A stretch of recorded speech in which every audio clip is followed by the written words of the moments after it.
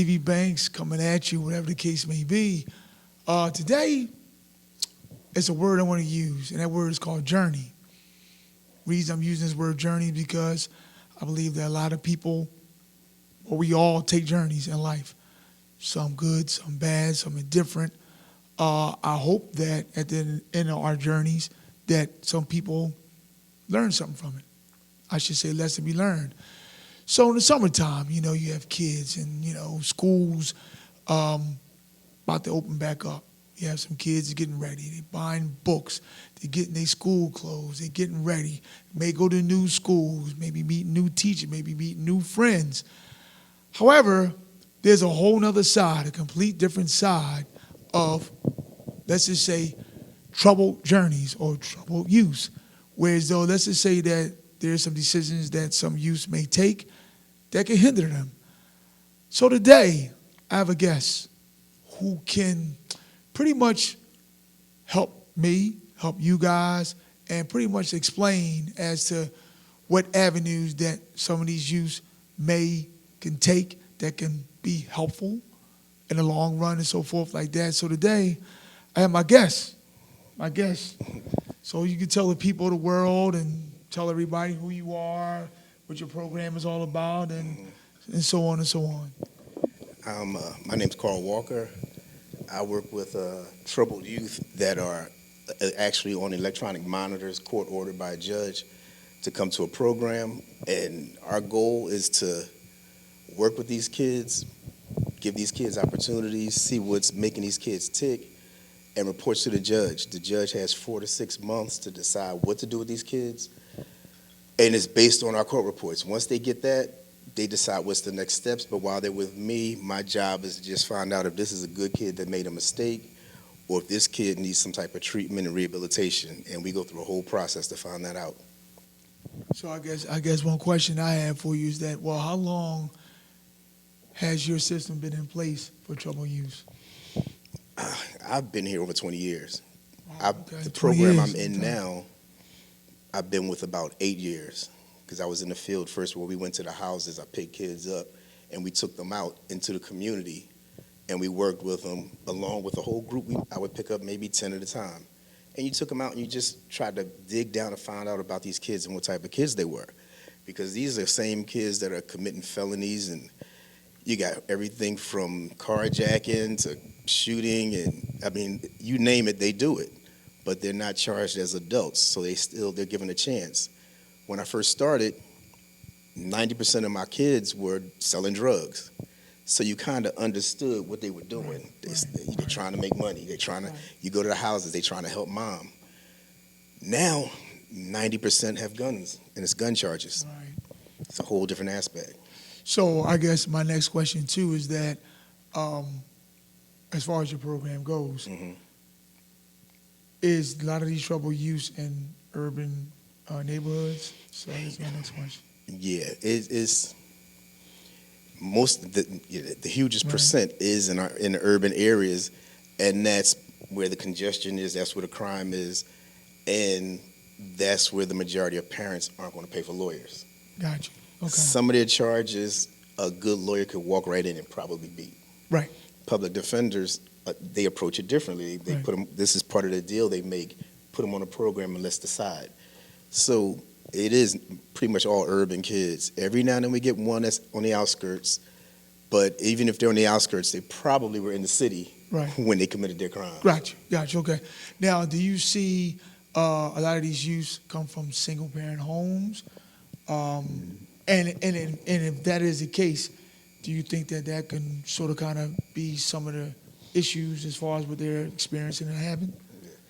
Yeah, it's about 75, 80% single moms. Wow.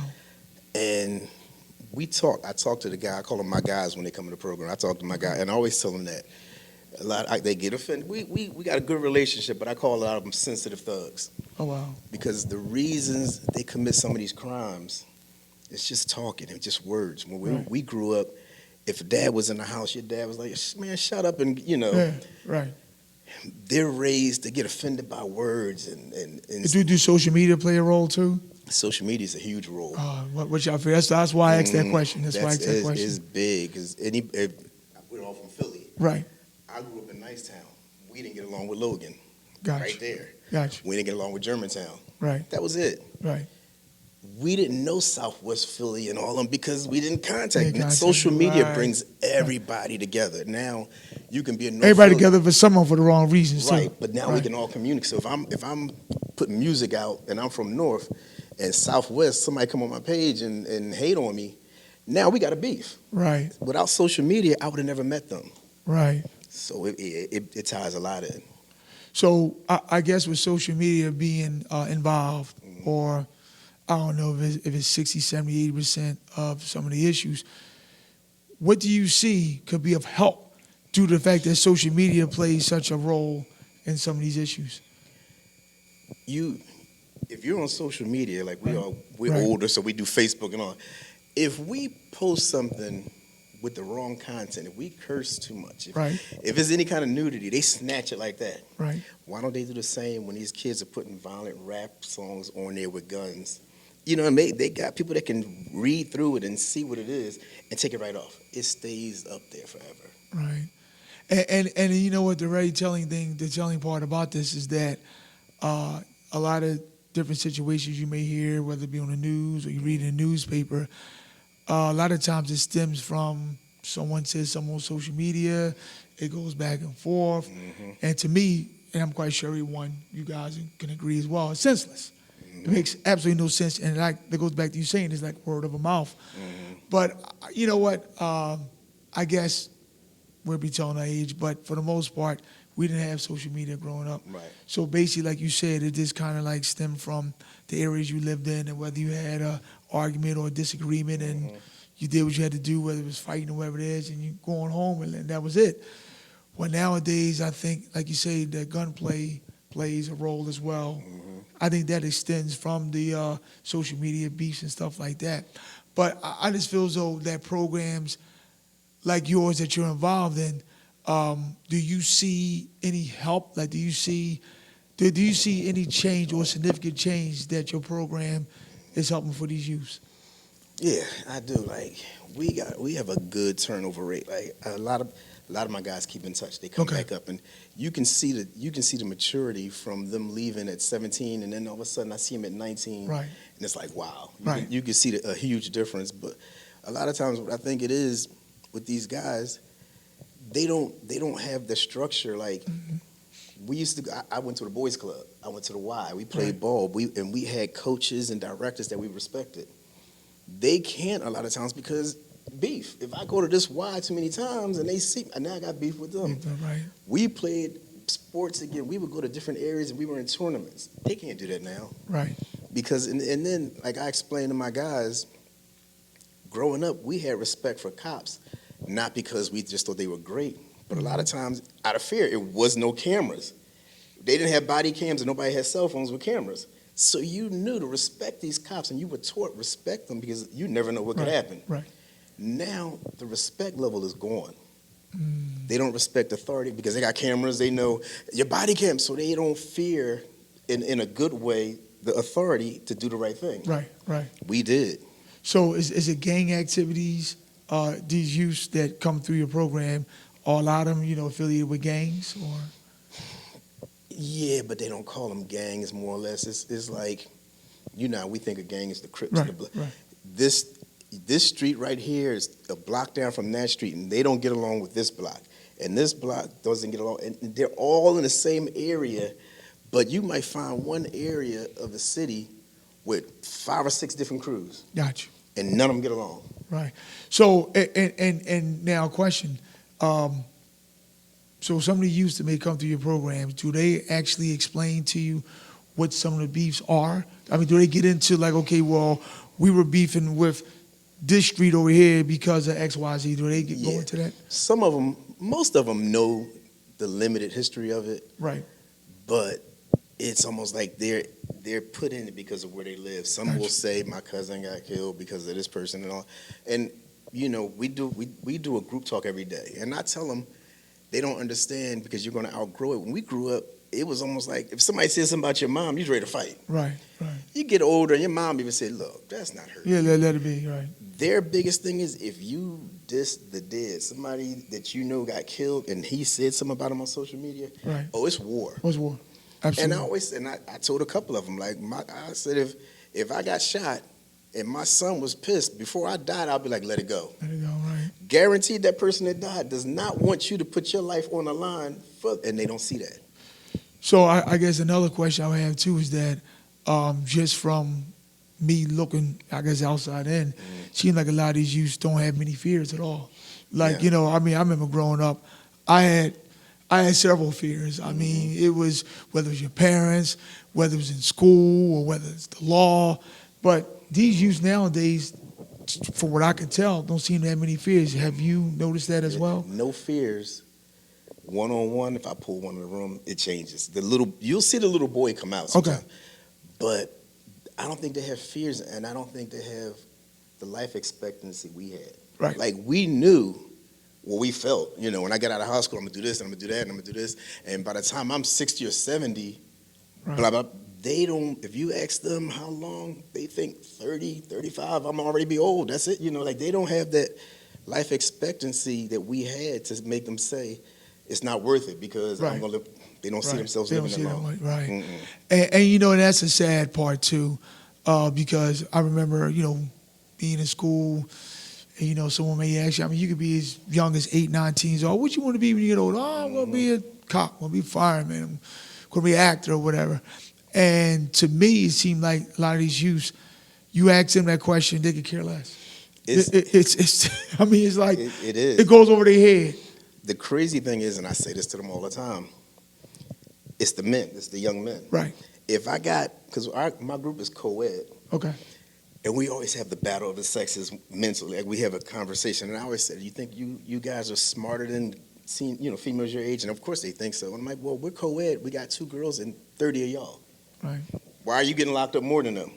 And if I'm talking to a group and it's 10 young ladies, tell me, as I go around the room, what do you want to be? And it could be, I'm going to be a teacher. I'm going to do hair. I want to be a nurse. And everyone has a plan. Right. They might not succeed, but guys, what do you want to do? I'm going to do whatever I got to do. What about you? Whatever it takes. They got cliches. No idea. How many of you guys want to go to college? Hands go up. Who took their SAT? What's that? Somebody told you to say college because you're not even doing the homework. They have no goals. Every now and then I'll get somebody that says carpentry or something because their uncle does it. Right. But other than that, they just plan. And I always say that, don't wait until your girlfriend says, I'm late. Now you got to take the first job that comes along. Right. Right. Right. But that's normally how it goes. So how many kids, for the most part, or youth be in your program? Like, is it like a certain amount each month, or is it a quota that's part of this? Like, how does that work? We take up to 30. We were taking up to 20 Okay. for years. Okay. But now we take up to 30. Oh wow. It's 30 kids. Because of everything that we just discussed is going on. We got a good success rate. The kids actually like coming to the program. Okay. So I guess they asked us to raise it up a little bit more. So we take 30 now. Okay. And I try to set the atmosphere. Like, I do all the intakes. I talk to all the parents when they come in, and I tell them, when your son walks in here for the next 4, because it's 4 to 8, it's the hours. For the next 4 hours, your son ain't got to look over his back. He ain't got to look over his shoulder. He ain't got to worry about nothing, because for the next 4 hours, he can be a kid again. And they start to, enjoy that atmosphere. So it's almost like they come in, and then they tell people, because most of the intakes, Philly's so small, kids that come in go, you Mr. Call, ain't you? Because they Right. Right. and they know, if you do what you got to do, Mr. Call's going to look out for you. Right. And that means what you got to do is show up and respect the program. Right. And they do. Now, within your program, has there been any youth or kids that's been so, I guess, outrageous or out of character that you guys had to, maybe push them out of your program? Like, has that happened? We don't, And when that does happen, so when that happens, what are some of the stipulations? I'm sorry. it's almost like, let's say your son comes in, Right. and he's here and he wants to get discharged. He's doing what he has to do.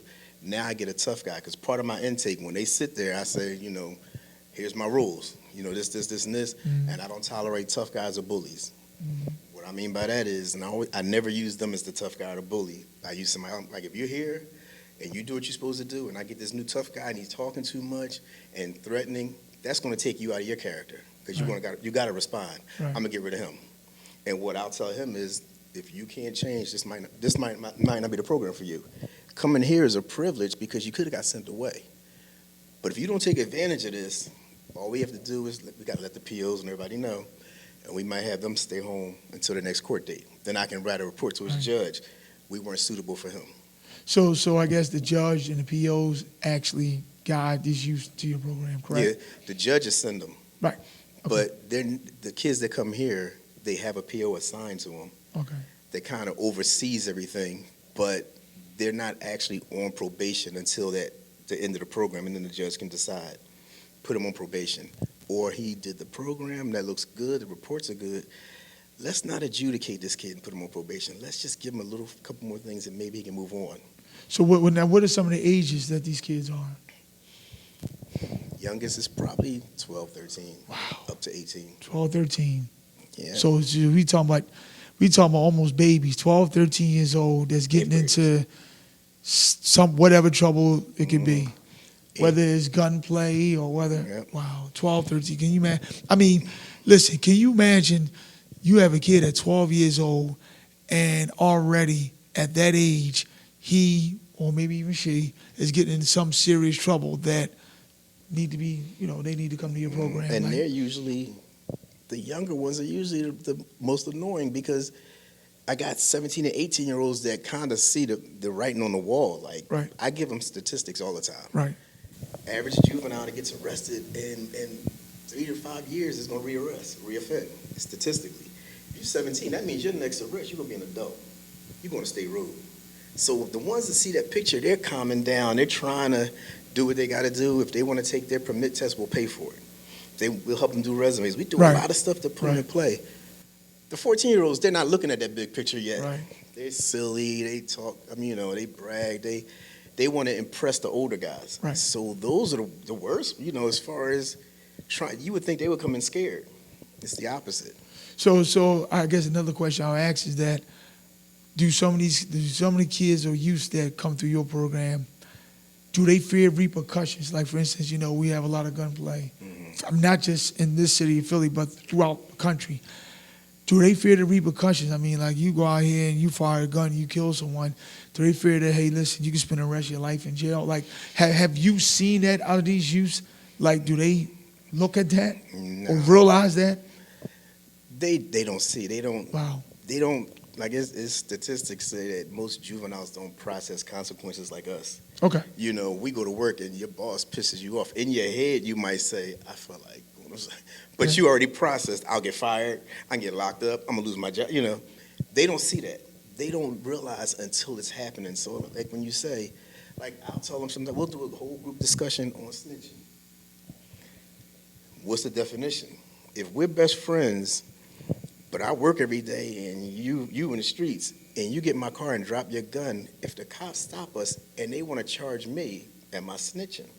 Yeah, that's snitching. And I'm like, well, if we're that close that I shouldn't tell, we should be that close that he should say, wait, that's mine. Right. If he don't do that for me, why am I covering for him? But they don't see that. I would never snitch. I'm like, suppose they gave you 20 years. I have to do it. See, they don't see that. Yeah, I think what it is that the youth are so fixated on that part, snitching. Mm-hmm. They're so fixated on that they don't look at the big picture. Mm-hmm. They just don't. Or either the big picture can be in their face and they just don't recognize it. But then you'll get an 18-year-old one that you can tell has a lot of, he'll be like, man, I ain't going to jail for nobody. Because he sees that picture, He sees the picture, right. Some of them don't. And it's almost like trying to convince them that nobody is worth your family. If you're going to sacrifice your freedom, not for somebody in the street, and they don't see that. I'm like, most of your friends, by the time you're in your mid-20s, you're not even going to know half of them. Pretty much. You got one or two that still, they don't see that. They think that's family forever. Now, I guess another question I would ask too is that in your program, in your years of dealing with youth, have someone, I guess, made the wrong turn or went down that wrong path again? Yeah, we've and It's been plenty of time. I even have former employees. Sometimes they'll see something on the news and they'll send it to me. It was one of our kids and he got killed in this, or one of them got, I had one kid that was carjacking, and we talked and it was like, I should explain, like, when you steal a car, you could have took somebody's mom's car that needs it to get to work because the buses don't run there. You took it for joyriding. She can't go to work. She gets fired, loses the apartment. You changed somebody's whole life for a night of joyride. Right. And he was one of the man, y'all understand, I see what you ride, and like a couple months later, killed on the boulevard. Car accident, stolen car. So you get through, they feel it, and once they get discharged, now they're back in that same circle. And like one of the things I always say that is like, definition of insanity is doing the same thing over and over and expecting different results. If you got arrested in your neighborhood for carrying a gun because you felt as though you needed it for safety, you've been here for 5 months, you're discharged into the same neighborhood. Right. It's just as dangerous as it was 5 months ago. Right. What are you going to do different? Right, yeah. And they're like, nothing. And you know what's so sad with our youth? It's like they're just so lost. Mm-hmm. A lot of times, and me being an employer, owning my own business, and I have some younger people who may come work.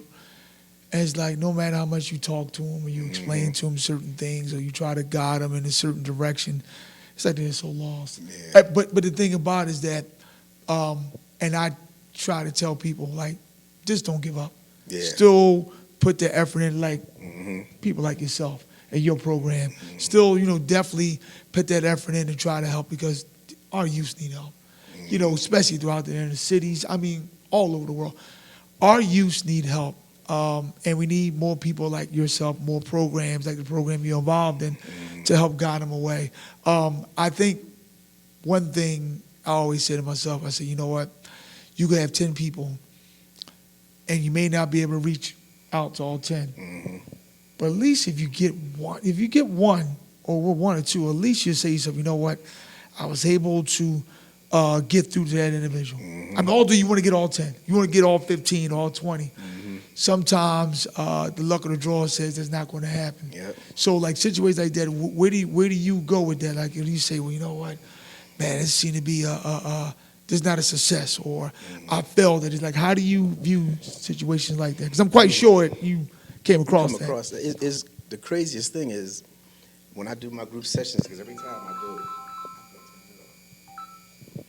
time I do, and we get into debates, because some kids just want to debate with me no matter what. Right. Any topic I have, we could go back and forth, and some people go like, why do you even debate? And I'm like, because even I'm right, he's wrong, because I do the research before I even start. Right. So I know I'm right, but we could debate back and forth, and he might not get it, but those 5 heard me prove him wrong all day, so they got what he didn't get. Right. So we go at it, because I know I'm hitting some of them. Right. And you can tell just by, like, when I'm talking, I look around the room, because one of my rules is when I do a group session, you got to participate. That means when I'm looking at you, you better be looking at me. Some of them, you could just see it. I'm soaking it in. And so you feel good because you know you reached some kids tonight. And I always tell them, even if you don't believe me now, some of you guys aren't going to believe me until you're in the back of a police car sitting there going, damn, he was right. And them handcuffs be tight on that wrist. They be tight on that wrist. But and you get parents that'll call you and tell you, like, Mr. Karl, I don't know what you did, but I appreciate this, and this, and so I know it went home. Right. And it makes you feel good, too. It makes you really feel good, just to see that, you actually went through your program and did some success that came out of it. It's just, I guess, I don't know whether you look at it as being a perfect world, where as though if you got 20 of them and all 20 walk straight. I mean, we all want that. Unfortunately, sometimes that's not the case. So I guess in your years of doing all this, what is your vision, or how do you see your program, or how do you see our youth? Like, what direction you see this all going to? I think it's a process, but I think like the generation that when I first started, like I said, it was over 20 years ago. That generation raised a lot of this generation. So it was almost like it got rid of the drug generation. Now it's more into the social media. And I hate to say it, but like, let's say this neighborhood, when it started off, it was 30 of them. Right. Maybe 10 are dead now. Another 5 or 6 might be in prison. So it's winding down. And it looks like some of the younger ones I talk to that are adopting these beefs because they weren't doing it. Right. They're like, I don't have to do with that. So hopefully this next generation kind of outgrows it. And what I try to do, like even when I do the intake with single moms, you can tell who has control of their house. Part of what I do is I try to empower the moms because I'll tell the kid, look, every month I got to do a report. I'm going to lie for you, but if you come in here and do what you're supposed to do, I'm going to paint this picture to that judge that you're a good kid, but I'm going to call mom before court. If you're my favorite and you do everything I want, but mom says, but at home, he's disrespectful, that's going in your report. Because the report's going to say how's he doing at home. If your mom says he's great, that's going in the report. So right now, I don't care what you got to do, you better get on her side. To kind of give her now, she can go home and be like, I got control back in my house because if you don't do it, I'm calling Mr. Karl. So it's like we all try to work together to get this kid, and I let him know, once you get discharged, I'm not going to get paid once you're out of here, but anytime you need help from this point on, you come back, I got you. So, it's kind of letting them know that the system ain't always against you. I'm going to help you even when I'll help you with your resume. I'll be your reference on your resumes. You know what I mean? So you reach a lot of them, and they call me all the time for jobs, so. Which is a good thing, which is a good thing. It's a good thing. Well, I'm going to say this to say that, organizations and groups and programs like yours, we need more of. I mean, I don't know whether there's a lot of programs like yours, but we need more of because, of course, we got a lot of troubled youth that's around. And I think you do have youth that are trying to, I guess they're calling out for help, some kind of way. It's just that their way of calling out, we sort of kind of hear them, but we don't hear them. And that's the problem, too, because it's like, okay, we see certain things that they're doing and see their actions, but it's like, it's just sad how things are. It really is. And I hope and I pray that there could be like some sort of turnaround, whatever it is. But listen, let me tell you something. People of the world, you heard it from this brother right here. This is someone who's at it each and every day to try to help not only other youth, but your youth or everybody's kids and different kids and so on and so on. So you could just tell the people of the world, tell everyone your program again, who you are, in case, you guys may have forgotten or whatever it is, and tell them. We're a youth advocate program, and the program I'm in is the ERC program, which is with the monitors on their ankle. But we're here every day, and when the kids go to court, some parents can recommend it. Can he go to this such and such program? But most of the times, the judges will send your kids to this program if we got room, but they'll send them. So I guess one more question I want to ask you. So how many kids usually come at a time? We cap at 30, so every week pretty much somebody's going to court. If they get discharged, and now we got 27, 28, and it drops, here they come. So I guess my question I'm asking, or I'm going with this, is that let's just say you only got one kid that comes to your program. How does that make you feel? If we only get one? And I'm saying one because you're used to getting 10, 15, 20. So now it's only one. So are you looking at it as though, okay, you know what, it's only one kid. Wow, that means that these other kids will finally turn the corner, or they finally, getting it. So do you look at it that way, or? Nah, I would think if we only got one, either the judges are using the alternative method right now. Okay. But they'll be back to us. I think we get a really good report. Okay. For a family court, like the parents love it, so they go in there saying, Right. Right. So if I think the numbers drop, like the director of the program, sometimes she'll let it drop a little bit, just to give us a break. Like Right. you got to just catch your breath. Right. Because if she sends an email, I got 10 spots, here they come. Gotcha. Okay. Well, listen, I want to shake your hand, brother, because No you problem. are doing a great job. Your program is doing a great job. Of course, the building where your program is in. I mean, I'm in the building, so I see you in action. I see the kids come through and the youth. All I can say is that, keep on doing what you're doing. Your program, keep on doing what they're doing, whatever it is. Listen, you guys have heard from Stevie Banks, you heard from Karl from Youth Advocate. All I can say to you is that, listen, let's just pray and hope that our youth finally figure it out and get it together. We need more people like him. We need more people like Karl. Any organization you may see that's like his, we need more organizations and programs like this. All I can say is that, you know what, each and every day I wake up, I hope things can turn for the better. All you can do is you can hope and pray. Maybe it will happen. But until then, Stevie Banks, whatever the case may be, thank you.